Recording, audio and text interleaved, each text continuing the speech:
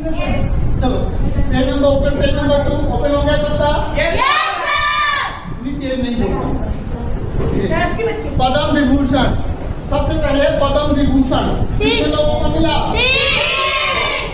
आराम से। पद्म भूषण, पद्मश्री, जो ज्यादा तेज बोलेगा टेक्निकल लाइन के लोगों को नाम याद करके आना। हाँ 87 लोगों में एवरेज प्राइस जो है मैथमेटिक्स के क्षेत्र में मिलता है। किस क्षेत्र में मिलता है? मैथमेटिक्स में मिलता है, क्योंकि ऐप देखो याद कैसे करोगे तुम मैथमेटिक्स, ऐप सबसे ज्यादा मैथ में होता है ना। तो एवरेज प्राइस मैथ में मिला किसको? लुइस कैसरली को मिला एवरेज प्राइस, मिला लुइस कैसरली को मिला एवरेज प्राइस। यूनेस्को पीस प्राइज, मिला एंजेला मार्केल। मेरी बात सुन लो या तो बोलेंगे, इसमें देखते चलो कहाँ लिखा है ना। एंजेला मार्केल को मिला, कोई बोलेगा नहीं, मैं सिर्फ बोलूंगा, आप लोग सुनते रहिए, अपने वीडियो पे देखते रहिए। ठीक है। प्रित्जर प्राइज मिला डेविड चिपरफील्ड को। मेरी आवाज सुनते हैं नहीं, स्पेलिंग नहीं पढ़ पाओगे बाद में क्या लिखा है, और तो वैसे भी होंगे ना, बाद में स्पेलिंग पढ़ने प्रॉब्लम होगी आपको। डेविड चिपरफील्ड को मिला, किसको मिला? David Chipperfield. मार्कोनी अवार्ड मिला हरि बालकृष्ण को, किसको मिला? फिर है wild life protection award. Wild life जो है जंगली जानवर जो होते हैं उनकी सुरक्षा के लिए जो प्रोटेक्शन का अवार्ड मिलता है, ये मिला आलिया मीर को। Alia Mir. Time person of the year time magazine द्वारा दिया जाता है टाइम पर्सन अवार्ड। और एक मिला व्लादिमीर जेलेंस्की को। अब बताएगा कोई, जिससे पूछेंगे जेलेंस्की जो है किस देश के प्रेसिडेंट है, मीन्स राष्ट्रपति किस देश के? Vladimir Zelensky. मैं पूछूंगा तो बताना, मुझे पता है कितने योग्य हो, कौन बता सकता है? चलो बताओ। अभी दो देशों में हिंट दे रहा हूँ, दो देशों में भी पिछले साल युद्ध हुआ था, लास्ट यूक्रेन और रशिया। रशिया की सब लोगों को पता होगा, व्लादिमीर पुतिन है वहाँ के पुतिन महाराज। बचेगा यूक्रेन, और यूक्रेन एक छोटा सा देश होने के बाद भी रूस जैसे बड़े देश से उसने हार नहीं माना, भले दबाव हो गया लेकिन हार उसने नहीं माना था।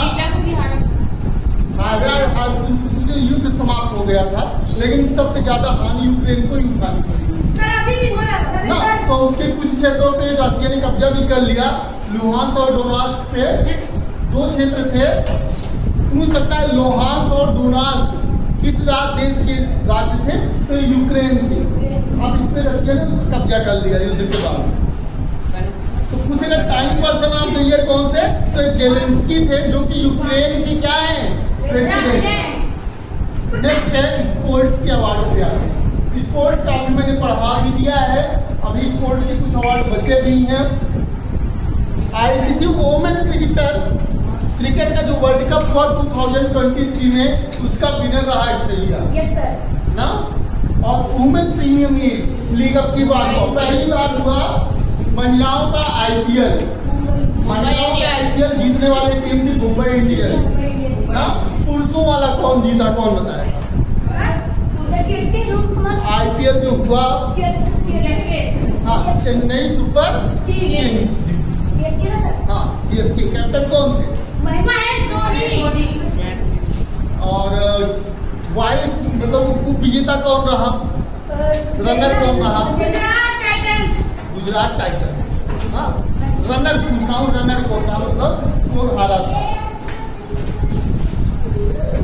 प्लेयर ऑफ द टूर्नामेंट जो मिलता है आईपीएल का उसमें अभी नहीं है, उसे बोलते हैं पर्पल कैप ना। एक पर्पल कैप होता है, एक ऑरेंज कैप होता है ना। तो ऑरेंज कैप किसके लिए दिया जाता है?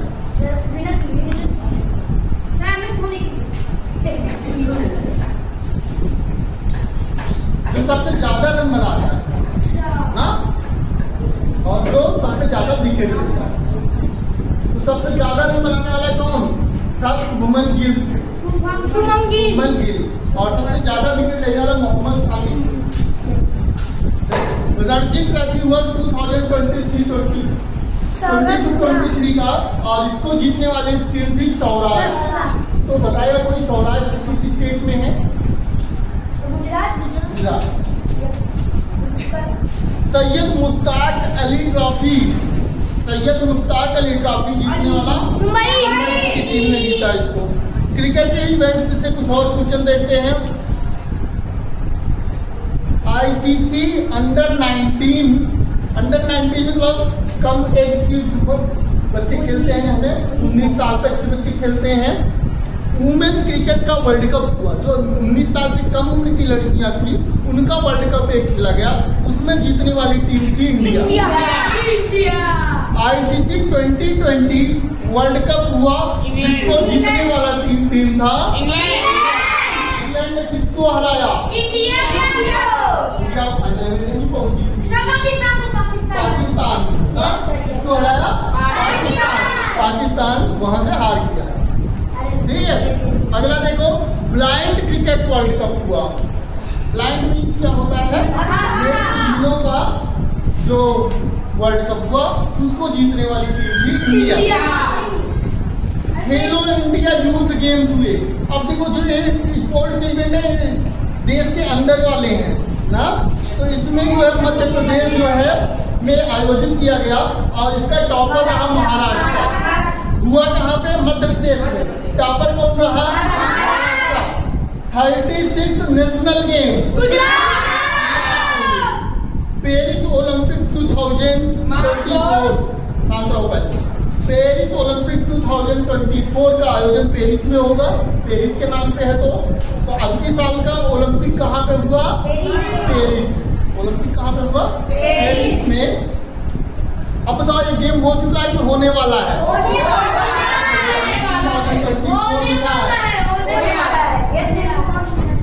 2024 का जो ओलंपिक होगा ये कहाँ पे होगा?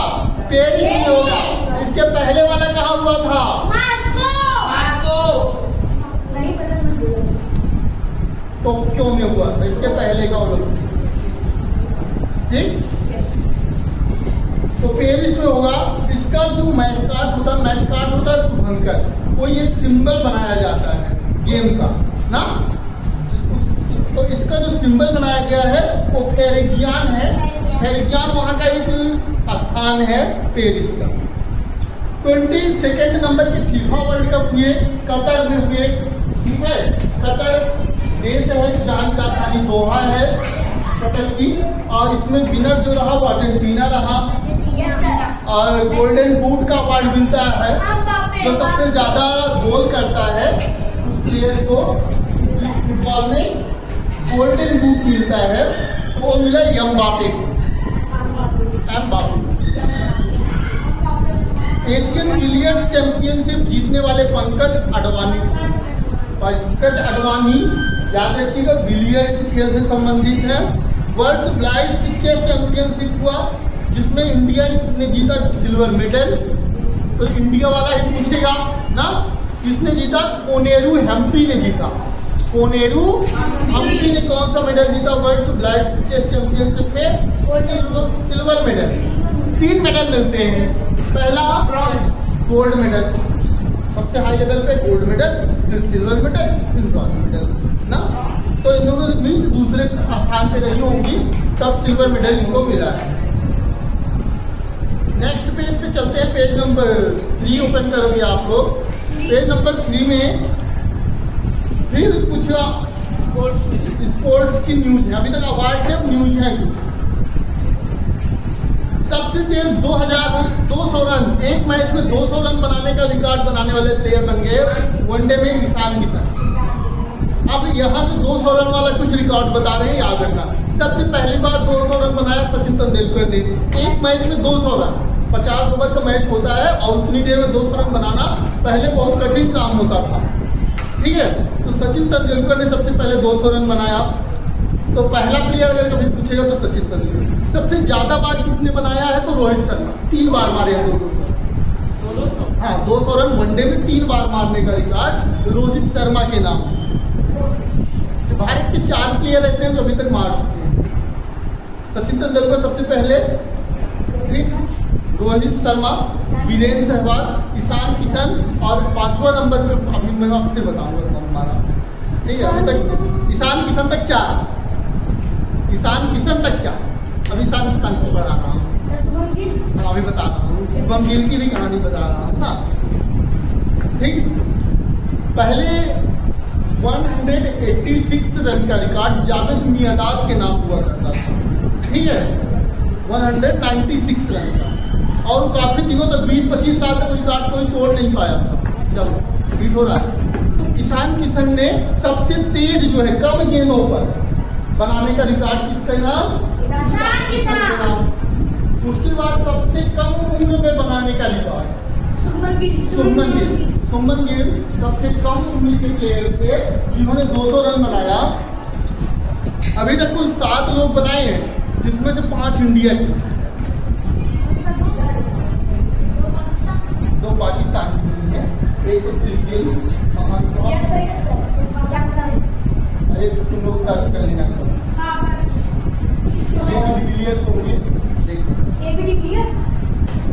अगला रिकॉर्ड है 7 सिक्सेस इन 1 ओवर। एक ओवर में 7 छक्के मारने का। ये है ऋतुराज गायकवाड़। नहीं, इन्होंने मारा एक ओवर में 7 छक्के, मीन एक नो बॉल आई उस पर भी 6 रन था।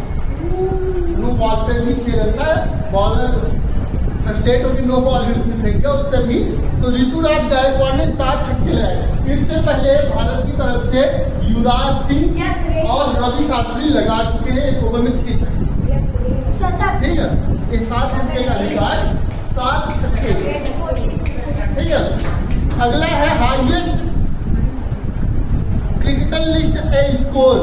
एक मैच में सबसे ज्यादा रन, टेस्ट मैच होते हैं ना, जैसे कोई स्टेट के बीच में प्रैक्टिस के लिए या, तो उसमें यंग जगदीश्वरन ने हाईएस्ट स्कोर बनाया।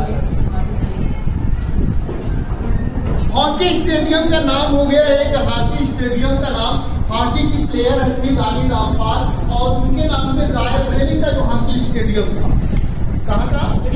हाँ, अपने बगल के रायबरेली में हॉकी स्टेडियम भी है और उसका नाम रानी रामपाल हॉकी स्टेडियम हो गया। First snow marathon. मैराथन क्या होती है भाई? रेस होती है, लंबी दूरी की रेस। तो कहाँ पे स्नो वाला, तो स्नो भारत में जानी रहे, कहाँ पे मिल सकता है? जम्मू कश्मीर, लद्दाख, हिमाचल प्रदेश या उत्तराखंड, यही क्षेत्र है जहाँ पे स्नो मिल सकती। तो वो जम्मू कश्मीर में। स्पोर्ट्स न्यूज फिर से आगे, अभी स्पोर्ट्स ही चल रहा है। मैंने बता दें स्पोर्ट्स से ज्यादा प्रश्न आते हैं आपसे। हाईएस्ट सर्च एथलीट, मतलब गूगल पे किसको सबसे ज्यादा सर्च किया गया? नीरज चोपड़ा। हाईएस्ट सर्च, हाँ वही एक भाला फेंक दिवस पर भाला फेंके थे 85.58 मीटर, तो उसमें जो है इनको गोल्ड मेडल मिला था, इसलिए जो फेमस थे। 9th प्रो कबड्डी हुआ जिसको जीता जयपुर पिंक पैंथर्स। ये टीम का नाम है जयपुर, मतलब राजस्थान की कोई टीम रही होगी। संतोष ट्रॉफी 2022 कर्नाटका में हुआ। हॉकी वर्ल्ड कप 2023 जर्मनी में हुआ। डेविस कप 2022 कनाडा में हुआ। Asian kho kho championship India में हुआ। FIFA 2023 women's World Cup. Sports news में आगे देखिए। First to play 1050 2020 international match. पहली महिला बनी हरमनप्रीत कौर जिन्होंने 150 2020 मैच खेला। महिला, पुरुषों में बहुत खेल चुके हैं, ठीक है, पुरुषों में इससे पहले खेल चुके हैं। ऑस्ट्रेलियन ओपन, 4 ओपन टेनिस के 4 ग्रैंड स्लैम अवार्ड होते हैं। ऑस्ट्रेलियन ओपन, फ्रेंच ओपन ना, यूएस ओपन। ऑस्ट्रेलियन ओपन हुआ, किस चीज का होता है? टेनिस का एक कप होता है। तो ऑस्ट्रेलियन ओपन जीता पुरुषों में नोवाक जोकोविक ने। किसने जीता? हिंदी में, इंग्लिश में देखा डी साइलेंट है, ध्यान से पढ़ना, इसीलिए मैं बोल के पहले बता दे रहा हूँ, लिखने देने के बाद डी साइलेंट है। अब पढ़ो उसको, क्या लिखा है? डी छोड़ के पढ़ो भाई, नोवाक जोकोविक। डी नहीं बोलना है, डी को खा जाना है, जोकोविक, नोवाक जोकोविक, ठीक है। और महिला में किसने जीता? आरीना सबलिंका। किसने जीता?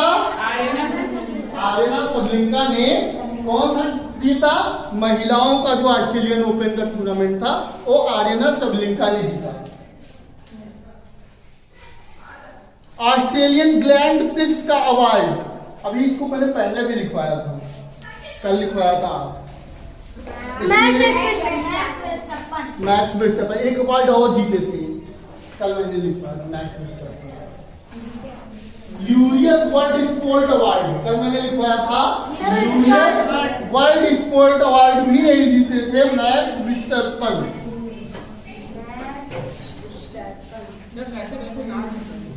Saudi Arabia grand prix, Sergio Perez. कुछ समिट हुई, समिट मतलब क्या होता है? दो या दो से अधिक देशों के लोग जो बैठ के किसी बात पे बैठक करते हैं, बातचीत करते हैं, तो उसे समिट बोलते हैं। G20 मतलब होता है ग्रुप ऑफ 20, जो विश्व की 20 बड़ी अर्थव्यवस्थाएं, इकोनॉमिक्स हैं, जैसे जो बड़े देश हैं विश्व के, वो 20 देशों के व्यक्तियों का एक बैठक हुआ। उसमें जो शेरपा मीटिंग हुई कहाँ पे हुई? जयपुर में। अब की G20 की मेजबानी कर रहा है भारत। G20 की बैठक इस साल कहाँ हो रही है? भारत में हो रही है। तो जो G20 की पहली बैठक हुई शेरपाओं की, वो हुई उदयपुर में। इंटरनेशनल फिल्म फेस्टिवल, जब भी इंटरनेशनल फिल्म फेस्टिवल का अवार्ड पूछे तो आप लोगों के ऑप्शन लेकर आंसर उसमें गोवा दिखेगा, लगा के चले। जितनी भी फिल्म वाली ज्यादातर बैठ के पॉपुलेशन के आधार पर किस नंबर पे है? तीसरे। चौथे। कौन सा देश पॉपुलेशन और एरिया दोनों में 5वें पे?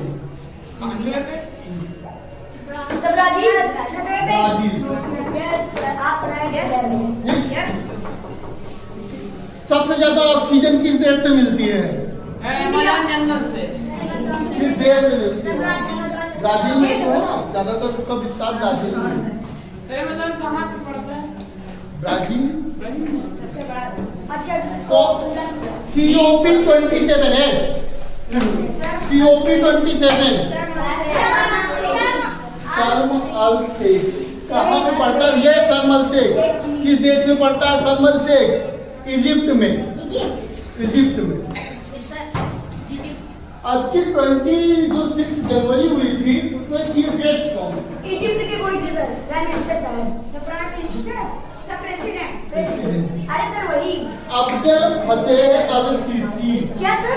Abdel Fattah al CC. अरे पता नहीं कैसे करेंगे। सीसी याद रखना, बाकी भूल जाना।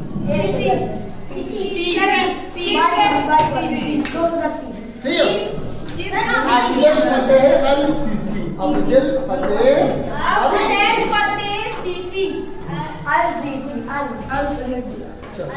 Abdel Fattah al Sisi. अब जो करंट में अभी कुछ किताबें लिखी गई ना, तो एक किताब लिखी अम्बेडकर अलाइव। अम्बेडकर अलाइव किताब शशि थरूर 13-13-13 सर क्या? शशि थरूर 13-13-13 क्या नाम था? शशि थरूर ने लिखा। किसने लिखा? शशि थरूर ने लिखा Ambedkar a life. Revolutionary Sanjeev Sanyal. Brave hearts of Bharat Spare Prince Harry victory रिपीट Salman Rushdie letters to self Narendra Modi Hindi क्या होगी इसकी? लेटेस्ट टू सेल्फ की स्वयं को पत्र ना किसकी किताब? नरेंद्र मोदी की fearless governance name important fearless governance जो है इम्पोर्टेंट बुक है किरण बेदी की है। इसको सबसे पूछने के चांसेस 25% होंगे तो इसको 90% होंगे। किरण बेदी वाली याद रखना। एग्जाम में अभी तक जब से पूछ सके कई एग्जामों में पूछी जा चुकी है। सर क्या क्वेश्चन रिपीट कर देते क्या? अरे यार पता है तीसरे से पूछी गई, कहीं एसएससी में पूछी गई, कहीं रेलवे में पूछी गई। जरूरी नहीं है आपके यहाँ भी पूछ सकता है ना। जो इम्पोर्टेंट चीजें होती है पूछी जाती है ज्यादा। एक पुस्तक मिली टॉम और सैंड। टॉम और सैंड मतलब होता है रेत का टीला। गीतांजलि श्री तो एक इम्पोर्टेंट बुक है टॉम और सैंड। इम्पोर्टेंट क्यों है कोई बताएगा? क्या मिट्टी के बारे में बताया जाता है? क्या इम्पोर्टेंट क्यों है टॉम और सैंड? इसको लिखने वाला important नहीं अभी आगे पता चल जाएगा। इसको प्राइज मिला है इसको। सर ये बहुत फेमस ये आगे अभी आगे कौन सी प्राइज मिली है मैं बताऊंगा, आगे लिखवाया हूँ। चलो आगे देखो। द लिटिल बुक ऑफ जो है दलाई लामा की बुक है और डेसमोंड टूटू भी इसमें दे सकता है। दलाई लामा याद रखना। How to prevent the next pandemic अगली महामारी से कैसे बचे ये बिल गेट्स की बुक है। बिल गेट्स को तो जानते होगे ना? तुम लोग तो कई दिन उनके साथ पार्टी वार्टी भी की होगी। चलो सर अभी करने वाला है। इंडियन नेवी द इंडिया वे कौन से मिनिस्टर है भैया कौन बताए? क्या सर? एस जयशंकर इंडिया के कोई मिनिस्टर है तो कौन से डिपार्टमेंट के मिनिस्टर है? बीजेपी नहीं रक्षा मंत्री नहीं। पार्टी रक्षा मंत्री राजनाथ सिंह। विदेश मंत्री विदेश मंत्री इंग्लिश में क्या बोलते हैं? Foreign minister. Foreign minister foreign minister S Jaishankar ना। एस जयशंकर को याद रखना बहुत इंपॉर्टेंट पर्सन है। 2-3 मिनिस्टर तो एकदम रटे हुए होने चाहिए चार से। जैसे अमित शाह कौन से मिनिस्टर है? होम मिनिस्टर ना। उसका फाइनेंस मिनिस्टर कौन है? ऐसे बोलो निर्मला सीतारमण ना। निर्मला सीतारमण। अच्छा रेल मंत्री कौन है? रेलवे किसके? पीयूष गोयल। पीयूष गोयल को याद रखना। अच्छा फिर रोड मंत्री कौन है? रोड नितिन गडकरी। रोड विभाग को मिला है। नितिन गडकरी जो है बहुत अच्छे पर्सन है और जब से इनको एक डिपार्टमेंट मिला है भारत में काफी रोड के क्षेत्र में परिवहन यातायात के क्षेत्र में काफी हाईवे वगैरह बना रहे हैं। हाँ काफी विकास किया है इन्होंने। बता रहा हूँ मैं बेटू नहीं चिल्ला तेरी एनर्जी खर्च हो रही है बोल रहे मैं पार्टी बात नहीं कर रहा हूँ। किस पार्टी सरकार जिसकी हो तो उसी मिनिस्टर को नहीं मिनिस्टर अपने पार्टी में जाओ। चलो आगे देखते हैं। 1 डिस्ट्रिक्ट 1 स्कूल। अभी यूपी का था 1 डिस्ट्रिक्ट 1 प्रोडक्ट। इससे पहले यूपी का ही था 1 डिस्ट्रिक्ट 1 प्रोडक्ट। तो उस प्रोडक्ट के तहत आपके डिस्ट्रिक्ट का कौन सा प्रोडक्ट था? अपने डिस्ट्रिक्ट का कौन सा प्रोडक्ट? प्रतापगढ़ का। कोई भी पूछ सकता है 1 डिस्ट्रिक्ट 1 प्रोडक्ट देता है। आंवला। आंवला याद रखना। आंवला ठीक है। आंवला प्रोडक्ट आंवला है। यहाँ तो फेमस है सर। हाँ यूपी। लाडली बहना योजना किस लाडली बहना योजना किस स्टेट की? मध्य प्रदेश की है लाडली बहना। मध्य प्रदेश के सीएम ऑफ मध्य प्रदेश शिवराज सिंह मामा है, बैठे। मामा अरे तुम्हारे मामा लगते हैं ना। क्या इनके मामा लगते हैं शिवराज सिंह चौहान। अच्छा चौहान। तुम्हारे मामा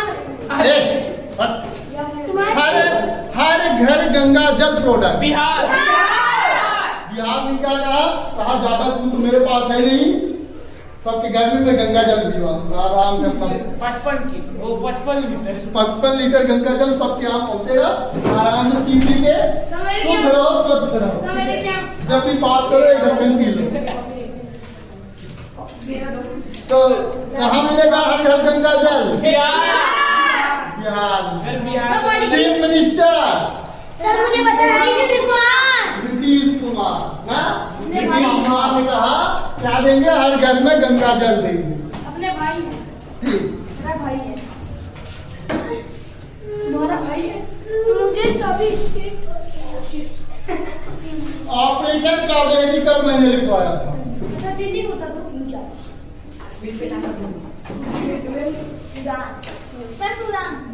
सूडान में क्या चलाया गया? ऑपरेशन सूडान के लिए क्वेश्चन और पूछ सकता है। 10 लाख वैक्सीन को वहाँ जला दिया गया।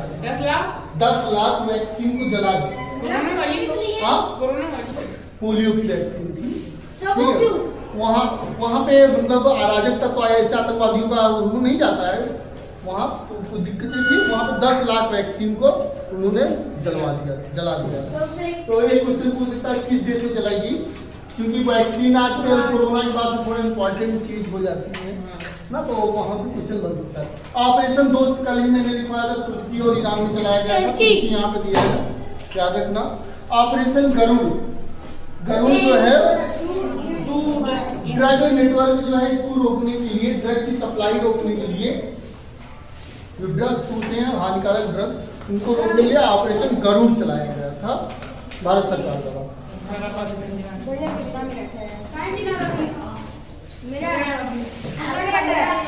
वर्ल्ड बैंक के प्रेसिडेंट जो बीच में मैंने छोड़ा, उसमें 2 क्वेश्चन इंपॉर्टेंट हैं। अब्देल फतेह अल सीसी का नाम मिल रहा है अब। अब्देल फतेह अल सीसी का नाम मिला? Yes sir. कहाँ मिला? न्यूज मेकर्स में 5वें नंबर पे देखो। Yes sir. मिला Abdel Fattah al Sisi. Yes sir. Egypt के प्रेसिडेंट हैं, रिपब्लिक डे परेड के गेस्ट थे। Egypt president, republic day parade guest Abdel Fattah al Sisi. President world bank के प्रेसिडेंट कौन है? World bank Ajay Banga. Very good, Ajay Banga है world bank के president. याद रखना अजय बंगा को। इंडिया के लिए इम्पोर्टेंट है, जो कि वर्ल्ड लेवल पे हो ज्वाइनिंग पाते हैं, फिर और इंडिया के होते हैं तो इम्पोर्टेंट हो जाते हैं। 77 जनरल असेंबली में जो प्रेसिडेंट बनी है, जनरल 77वीं हंगरी की है। ठीक है, कमांड ऑफ फील्ड वर्क का इम्पोर्टेंट नहीं है, चांस नहीं है ज्यादा पूछे जाने का। गूगल का चैट बोर्ड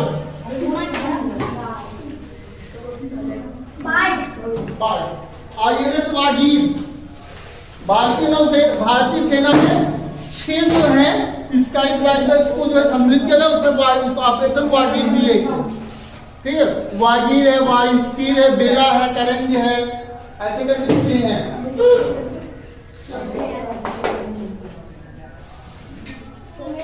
पहला अग्निवीर का अवार्ड मिला INS चिल्का को। प्रेसिडेंट कलर मिला INS द्रोणाचार्य को। जापान में पहली बार मून लैंडर किया। फर्स्ट प्राइवेट रॉकेट विक्रम किसका होगा?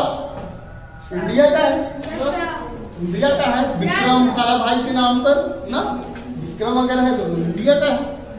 अच्छा बताओ, ऐसा कौन सा व्यक्ति है जिसका खुद का रॉकेट है चांद पे जाने के लिए? जिसका खुद का रॉकेट है चांद पे जाने के लिए? व्यक्ति पूछते पर्सनल किसी के पास है। ऐसा कोई पर्सनल व्यक्ति है जिसका रॉकेट कहीं भी जा सकता है? Elon Musk. याद रखना, एलोन मस्क के बाद खुद का रॉकेट चांद पे जा सकता है, अंतरिक्ष में जा सकता है। खुद का है। खुद का है, एलोन मस्क। खरीद लिया होगा अभी देखो किसको खरीद लिया एलोन मस्क ने, किस कंपनी को? रॉकेट बनाने वाले। नहीं, अभी किस कंपनी को खरीद लिया? टाटा नमक। टाटा नमक। ट्विटर को। ट्विटर को खरीद लिया एलोन मस्क ने। ट्विटर वाले ज्यादा कर रहे थे, कहे अपनी कीमत को पूरी कंपनी बेच दी। ट्विटर वाले एलोन मस्क ने खरीद लिया। पहले कह रहा था मुझे थोड़ा उसमें पार्टनर बना लो, वो लोग नहीं मान रहे थे, पूरी कंपनी खरीद लिया। और मैं बेच के बहुत पैसा है। अरे क्यों नहीं बेचे? जब कोई हद से ज्यादा कीमत पाने लगे तो बेच। ये वर्ल्ड का सबसे अमीर आदमी है। ठीक है, बिलियन नहीं हट गए सर। हाँ बिल्कुल सब नहीं है। अब ये अमेजन है। अमेजन। अरे तो सर दुनिया की सबसे अमीर तो largest solar wind energy plant जो है जैसलमेर में लगाया गया है ना। अगर लार्जेस्ट सोलर वाला पूछेगा तब भी जैसलमेर, और विंड वाला पूछेगा तब भी जैसलमेर। विंडमिल। भारत का 54वां राष्ट्रीय टाइगर रिजर्व जो है रानीपुर उत्तर प्रदेश में का बन गया है। यूपी में। चित्रकूट में है, चित्रकूट के पास ही है। चित्रकूट कहाँ है? चित्रकूट कहाँ है? मुझे पता है। उत्तर प्रदेश में है। सर इलाहाबाद। हाँ, इलाहाबाद से थोड़ा आगे पड़ेगा, इलाहाबाद से ज्यादा आगे। तो वहाँ टाइगर होते हैं। टाइगर रिजर्व मतलब टाइगरों को संरक्षित करने का स्थान बनाया गया है। वहाँ बंदर लंगूर होते हैं। ठीक है, टाइगर रिजर्व। तो यूपी में कितने टाइगर रिजर्व हो गए? 4 हो गए। 4 हो गए। चलो बस सब आप सर अभी पेज नंबर 5 तक पहुंचे हैं। इसको देखो 2 दिन की छुट्टी है, अप्रैल तक निपटा दो इसको। हाँ सर। और टेस्ट भी लेंगे करेंट का। कब स्टार्ट। आज की क्लास कौन सी है? 9 क्लास 10। ठीक है, डेट बता दो।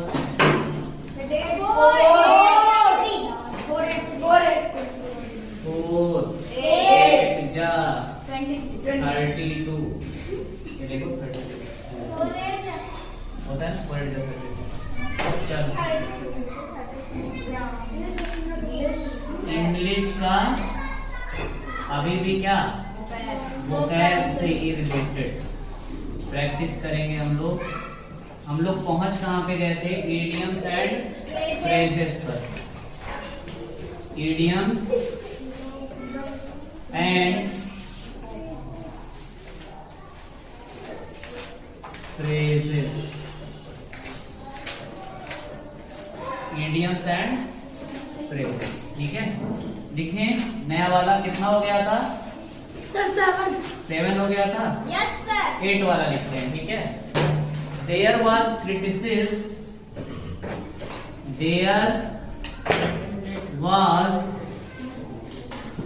criticism. There was criticism to the new policy. To the new policy of the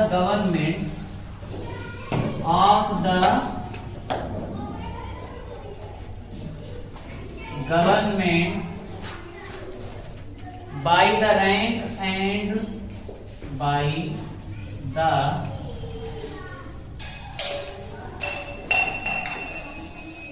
rank and file। Rank and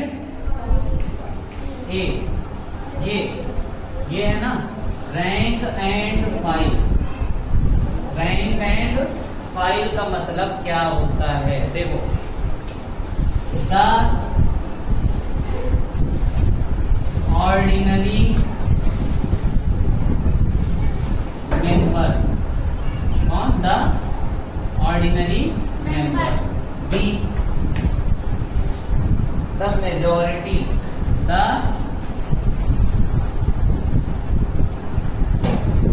majority।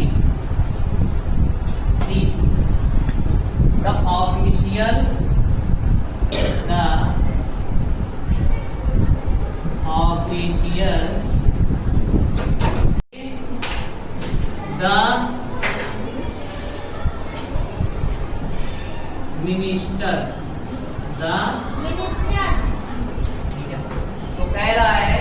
कि गवर्नमेंट ने एक न्यू पॉलिसी क्या की, गवर्नमेंट ने एक नई पॉलिसी बनाई, तो उसमें क्रिटिसिज्म आ गया, मतलब कि उसका लोग विरोध करने लगे। क्या करने लगे? विरोध, है ना? क्या करने लगे? विरोध। अब ये बताओ, ज्यादा लोग, द मेजोरिटी मतलब जो बहुत ज्यादा थे वो द ऑफिशियल लोग, मतलब जिनके पास पावर है वो लोग, या फिर मिनिस्टर्स करने लगे। रैंक एंड फाइल का मतलब क्या होता है?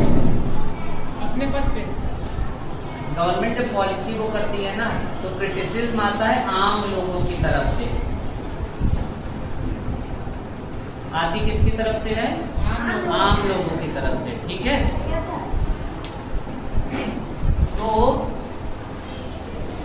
रैंक एंड फाइल का मतलब होता है ऑर्डिनरी पीपल, हमारे जैसे लोग। हम ही लोग को बोलेंगे ना कि नहीं गवर्नमेंट ये सही नहीं कर रही है, ये गड़बड़ है, ऐसा नहीं होना चाहिए, यही तो बोलेंगे ना। मेजोरिटी का मतलब होता है बहुत ज़्यादा लोग, जिनकी संख्या ज़्यादा है। मेजोरिटी का मतलब क्या हुआ? जिनकी संख्या ज़्यादा। ऐसा कोई वो नहीं है, ऐसा कुछ भी नहीं है कि गवर्नमेंट अगर पॉलिसी जो है कुछ इशू कर रही है तो सिर्फ जिनकी संख्या ज़्यादा है, एक और बात, ठीक है? तो रैंक एंड फाइल का मतलब होता है ऑर्डिनरी मेंबर, हमारे जैसे लोग, आम आदमी। आम आदमी पार्टी पता है ना, तो वो रैंक एंड फाइल है ना? Rank and file. Rank and file का मतलब होता है क्या? The ordinary member.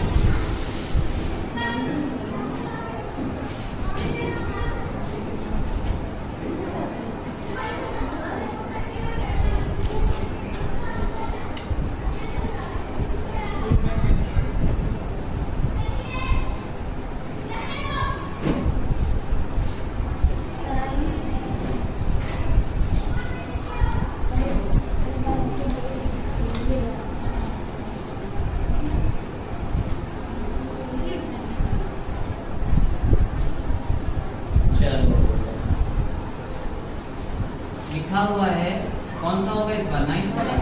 कह रहा है it is not good, it is not good to add fuel, to add fuel to the fire, to add fuel to the fire. आग में घी डालना, आग में घी डालना। कहते हैं ना कि आग में घी डालने वाला काम मत करो भैया, कहते हैं ना।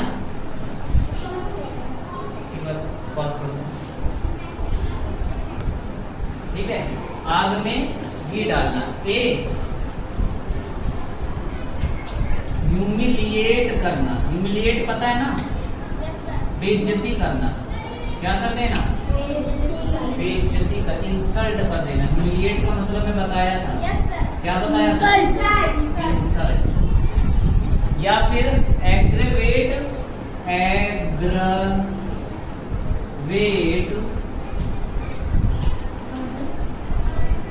ट्रबल। एग्रावेट ट्रबल मतलब कि एग्रावेट मतलब इंक्रीज करना, ट्रबल को और इंक्रीज कर देना। आग तो पहले ही लगी थी, उसको भड़काने के लिए तुम उसमें और घी डालो। एग्रावेट मतलब इंक्रीज कर देना, ट्रबल को और ज्यादा क्या कर देना? इंक्रीज कर देना। उसके बाद है बिकम एग्रेसिव। बिकम एग्रेसिव क्यों? गुस्से में आ जाते हो। आग में घी डालने मतलब क्या? अरे गुस्सा हो गए हो, आग में घी डालकर आ गए हो ना, गलत हो जाता ना। और डी है लाइटें। लाइटें मतलब कि क्या? आग में घी डाल देते तो मूड एकदम अच्छा हो जाता है। अरे वाह बढ़िया, अब तो और तड़क तड़क के चल रहा है। अभी तक तो एक कमरा जलता, अब बढ़िया मजा आएगा, 2-3 कमरे भी जल जाएंगे आराम से।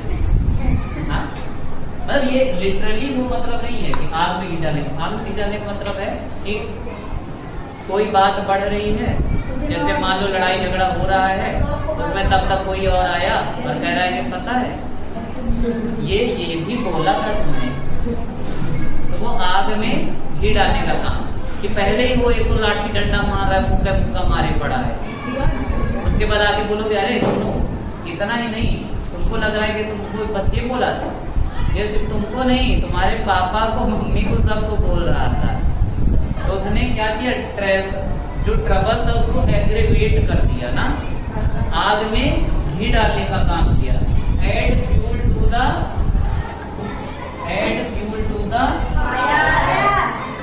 कहाँ थोड़ी देर में बात खत्म हो जाती, कहाँ बात इतनी फैल रही है ना, यही होता है ना।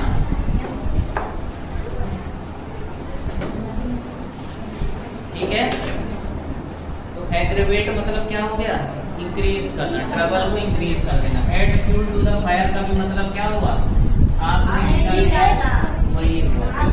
आग में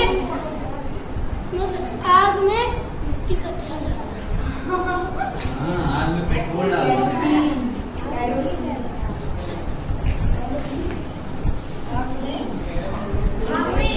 चलो ये देखो, I will leave no stone unturned. I will leave no stone unturned to satisfy my superiors. कौन सा नंबर है, ए, यहाँ पर ये है leave no stone unturned, leave no stone unturned, कोई भी पत्थर ऐसा नहीं छोड़ूंगा जिसको मैं घुमाया ना हो, पलट डालूंगा सब, है? तो मतलब समझना कि क्या बोलना चाह रहा है। इसको अपने बड़ों को सेटिस्फाई करने के लिए मुझसे जो बन पड़ेगा कोई कसर नहीं छोड़ूंगा, कोई कसर नहीं छोड़, मतलब एक भी पत्थर ऐसा नहीं छोड़ूंगा कि जो उनको इसको पलटा ना हो। समझ में आ रहा है? तो ए टेक नो पेन, क्या मैं कोई कष्ट नहीं उठाऊंगा इसके लिए? हाँ? भाई पत्थर को घुमाओगे तो कष्ट तो होगा ही। Resort to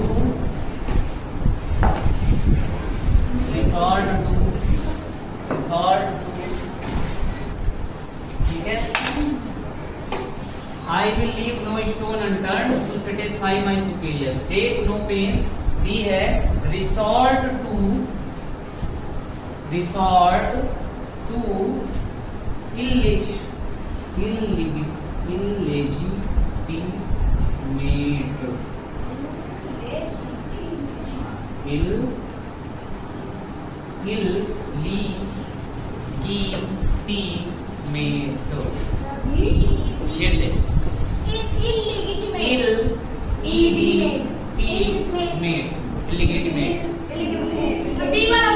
ठीक है। अब बात सुनो, रिसोर्ट टू इलीजिटिमेट मतलब, अच्छा इल मतलब क्या होता है? बीमार। बीमार होते तो कैसा होता है? बुरा होता है। बीमारी कैसी होती है? इलनेस बुरी होती है। तो तुम रिसोर्ट मतलब कि मैं अपनाऊंगा, रिसोर्ट टू मतलब अपनाऊंगा गलत काम, बुरे काम का। इसका मतलब यही हुआ कि अपने सुपीरियर्स को सेटिस्फाई करने के लिए मैं बुरे काम करना शुरू कर दूंगा। ये प्रोस्टोन का मतलब सी में है do very irrelevantly, do very irrelevant things, मैं अजीब अजीब चीजें करूंगा जो कुछ मतलब कि उससे जुड़ भी नहीं रही है। कुछ भी करूंगा, वो मांगेंगे पानी तो मैं फूल ला कर दे दूंगा कि ये लो। हाँ ये लो, वो मांगेगी कि फाइल ला के दो, तो मैं पूरा कंप्यूटर लेकर आऊंगा, बोलूंगा ये लो, खुश हो जाओ। हैं ये करूंगा। इररिलेवेंट मतलब कि काम से रिलेटेड है ही नहीं, रिलेटेड है ही नहीं, जो रिलेटेड ही ना हो, इररिलेवेंट, किसी काम का ही ना हो, ऐसे काम करोगे फालतू के काम। Use all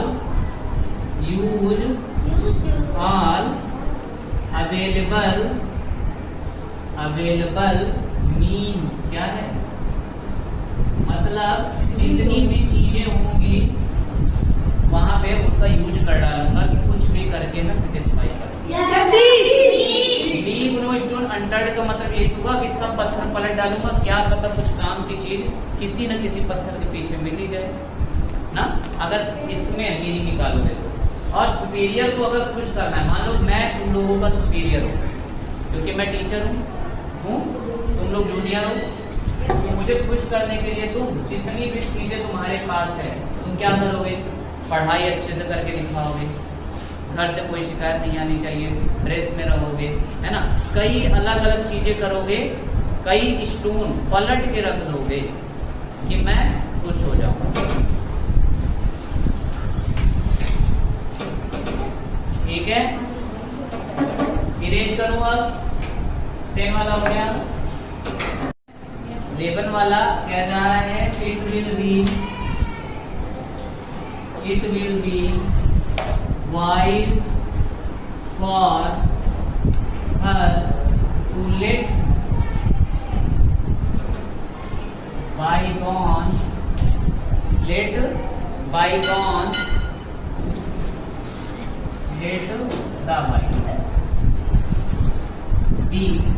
let the bygones be bygone।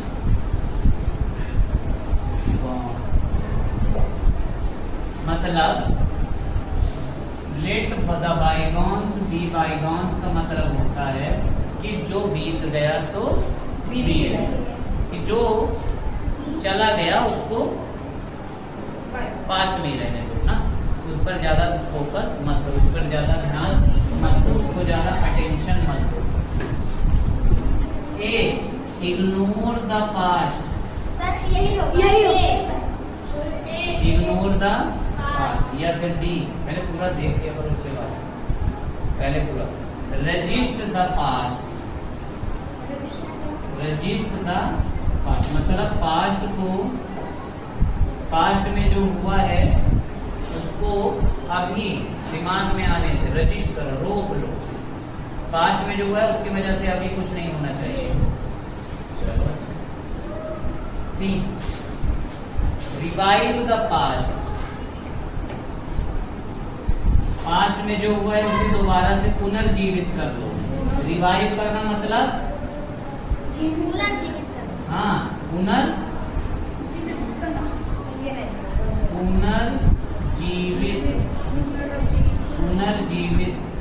करना। सी या फिर टी रिकलेक्ट द पास्ट, मतलब पूरा जितना भी पास्ट में हुआ उसको इकट्ठा करके बैठ जाओ, ये ऐसे किया वो ऐसे किया अब मैं ऐसे करूंगा। या फिर रजिस्ट द पास्ट, पास्ट को अपने तक आने ही मत दो, जल्दी करो।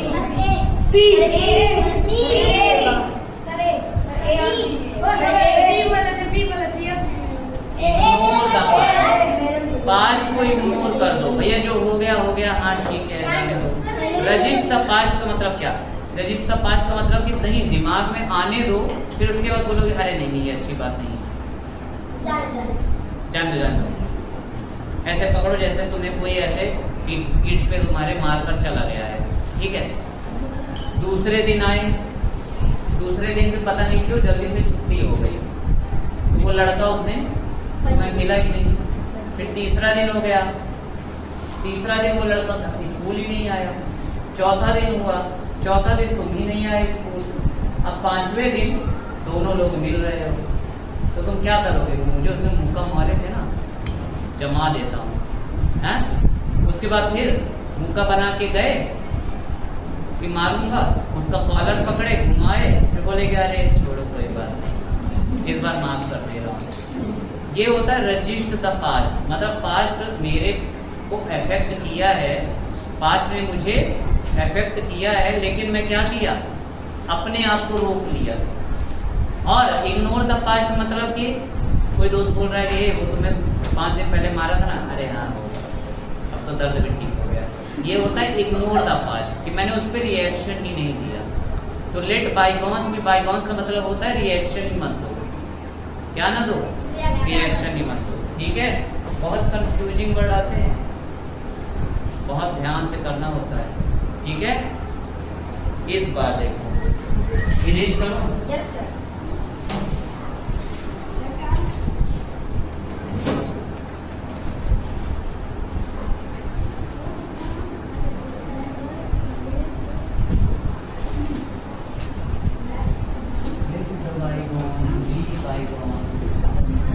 कौन सा था?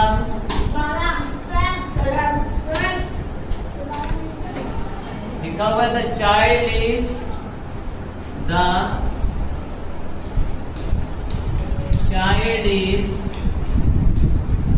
Father of the man. बच्चा इंसान का बाप होता है, ये तो लिखा है, बच्चा इंसान का बाप, बच्चा इंसान का बाप है। पीपल, ध्यान से, पीपल हु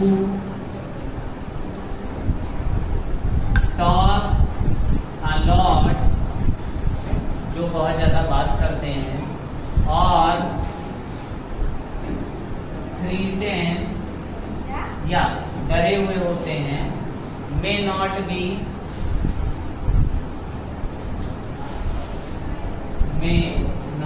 नहीं, थ्रीटेन का मतलब होता है डरावने होते हैं, जो बहुत ज्यादा बात करते हैं और बहुत ज्यादा तुम्हें धमकी देते हैं, डराते हैं ना, डरावने होते हैं।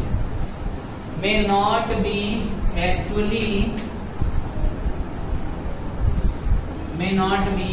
एक्चुअली हार्मफुल, क्या पता वो सच में हार्मफुल, हाँ, जो बहुत ज्यादा कहते हैं ना कि गरजने वाले बादल,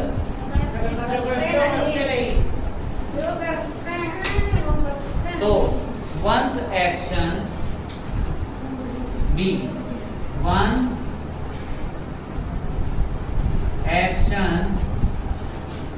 whether good or bad,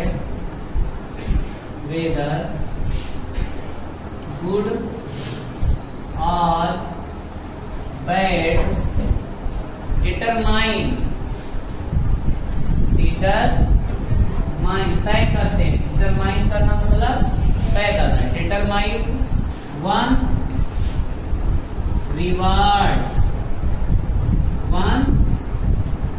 rewards और punishment,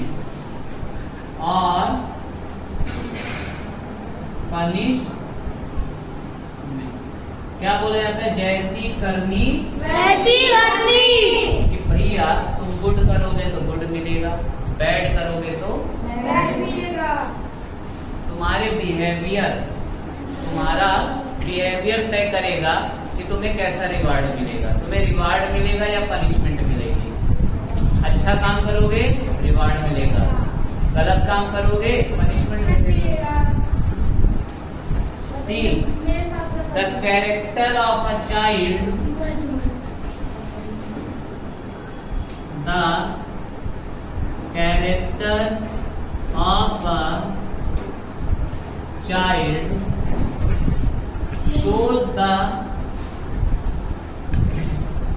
shows the kind of man he will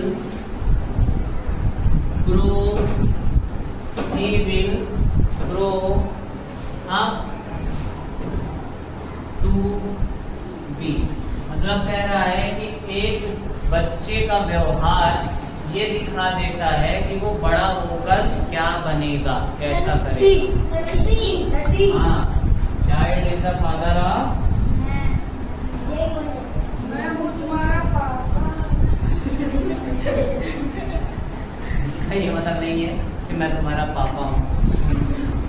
child is the mother of man मतलब होता है फादर मतलब क्या, पापा। ये पिता ही तो तुम्हें सीख देता है। कहते हैं ना कि परम पिता सीख देते हैं भगवान, या चर्च के पादरी होते हैं फादर, वो तुम्हें सीख देते हैं, या तुम्हारे खुद के पिता तुम्हें सीख देते हैं। तो कह रहा था child is father of the man, मतलब एक बच्चा ही बड़ा आदमी बन के कैसा दिखाएगा, कैसी सीख वो सीख दे देता है। वो बचपन में जैसा बिहेव करता रहता है ना, तो वो अपने बड़े का एक तरह से सीख दे देता है कि मैं ऐसा ही बनूंगा भैया, जो कि सही नहीं है, कई बार गलत हो जाता है, कोई बात नहीं।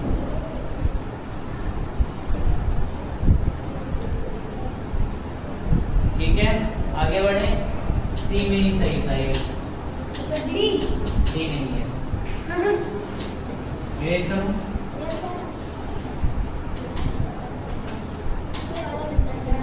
आवाज आ रही है,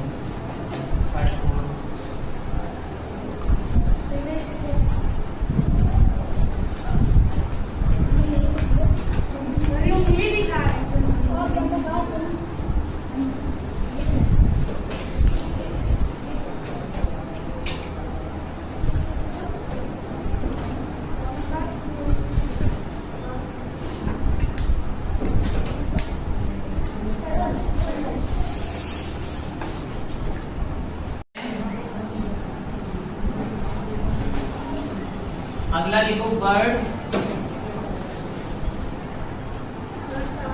bird of A feather, flock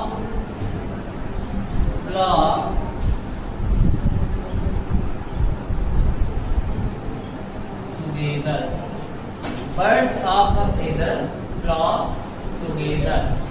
कौन सा नंबर है? 13। इसका ए। It is better to accept, it is better to accept the little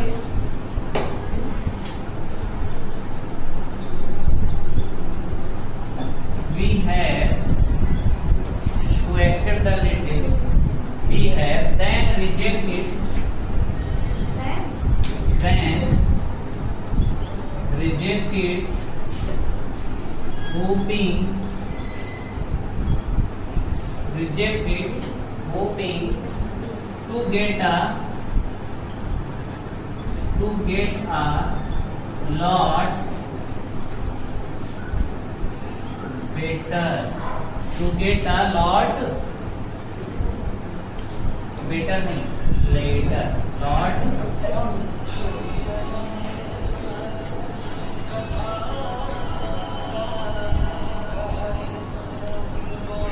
पास करो। Be a people with similar interest, people with similar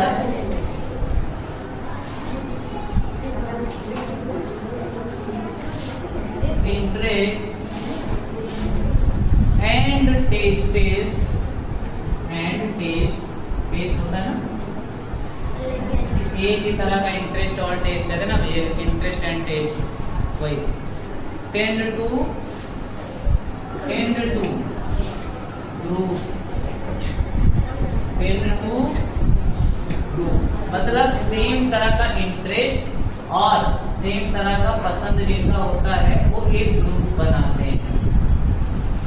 ऊपर पढ़ो, birds of a feather flock together मतलब जिन पंछियों के पंख होते हैं वो एक साथ इकट्ठी होती हैं। सभी होगा।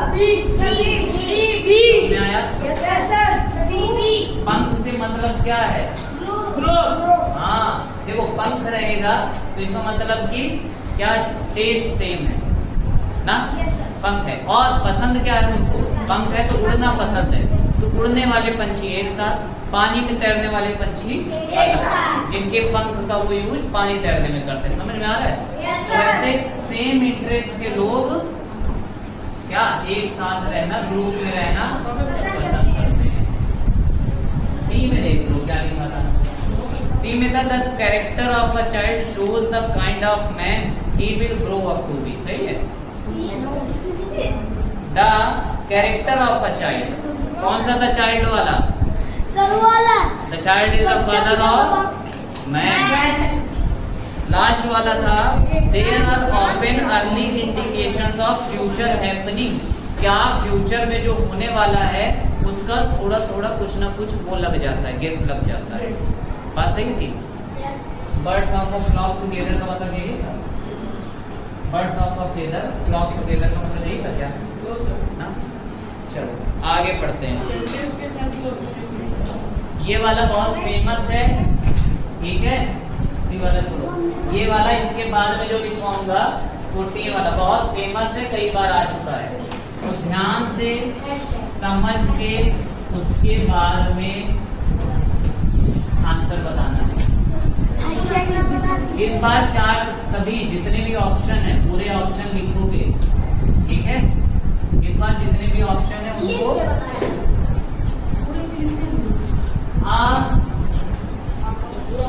बर्न मतलब a burn child breathes the fire। एक जला हुआ बच्चा, एक जला हुआ बच्चा वो किससे डरता है? एक जला हुआ बच्चा किससे डरता है? फायर। मतलब वो होता है ना कि एक बच्चे को बोलो ऐसा लैंप रखी हो, बोलो कि नहीं उसको मत टच करना जल जाओगे, वो बोलेगा कि बाहर में जाओ। मुझे तो वो जलता हुआ मस्त लग रहा है, मैं तो पकड़ूंगा उसको। हाँ, उसके बाद जाता है, एक बार वैसा टच करता है, जल जाता है, फिर उसके बाद बंद करके भी लैंप रख दोगे उसके सामने ना, तभी भी वो बोलेगा दूर हटाओ, जल जाऊंगा ना। या फिर दूध, गरम गरम दूध दे दो उसको, निप्पल में होता है ना, बॉटल में पीने के लिए, छोटा सा जो बॉटल होता है उसमें गरम गरम दूध डाल के दे दो, वो एक दिन ऐसा जल्दी से पिएगा और जल जाए जीभ उसकी। फिर देखो कभी भी निप्पल दोगे ना, कितना भी ठंडा भी करके, तभी भी वो उसको इधर फेंक देगा, बोलेगा कि अभी फिर तो वही हालत होगी, है ना। तो ऑप्शन देखो, ऑप्शन देखना, कह रहा है it is not good, it is not good to only toy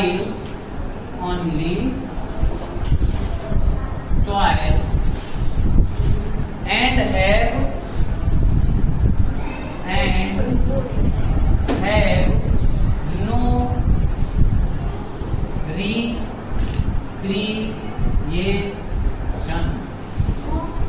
toil मतलब क्या करना? टॉयल मतलब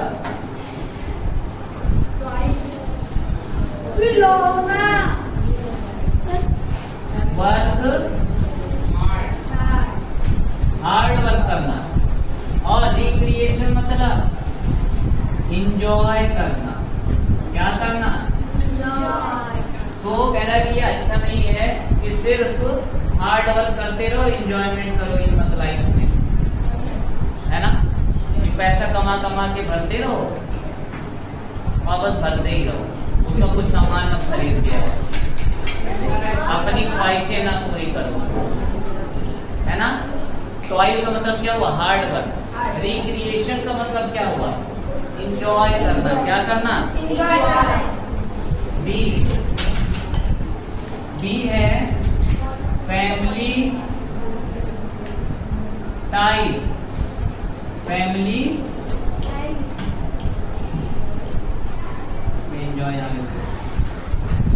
family ties are stronger than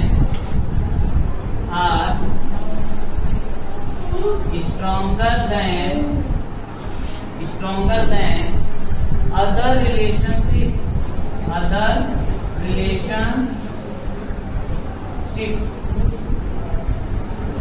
कह रहा है कि जो परिवार का बॉन्ड होता है ना, टाई होता है, जो जुड़ाव होता है, वो और कोई भी रिलेशनशिप से तगड़ा होता है, ग्रेटर होता है। बात सही है? तुम्हारा भाई और तुम्हारा पक्का दोस्त लड़ाई कर ले, तुम किसका साथ दोगे? दोस्त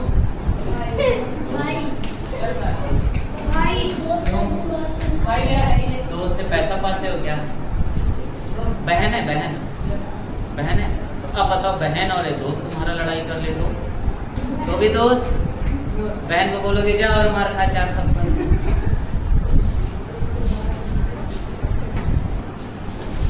A mistake can be a great teacher. A great sir ये होगा।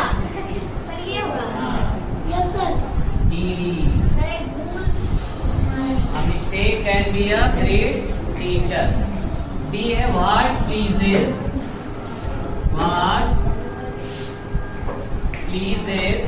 the side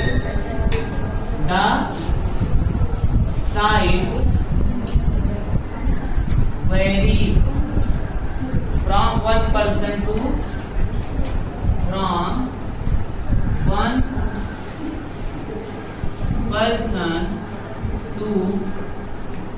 other. From one person to another. From one person to another. मतलब आंखों को क्या सुहाएगा, ये पर्सन बदलता रहता है। क्या पता तुम्हें कुछ और पसंद हो, उसको कुछ और पसंद हो। तुम्हें काला वाला रसगुल्ला, उसको सफेद वाला रसगुल्ला। क्या पता कोई और हो जिसको कोई रसगुल्ला ही नहीं पसंद हो, तो बोलेगा कि कम से कम पिज्जा तो मंगाओ ना। उसको तीखा पसंद है, किसी को समोसा पसंद है, किसी को मठरी। अरे सर नाम है ना? बात समझ में आया? कह रहा व्हाट प्लीजेस द साइड मतलब नजरों। ठीक है? ठीक है।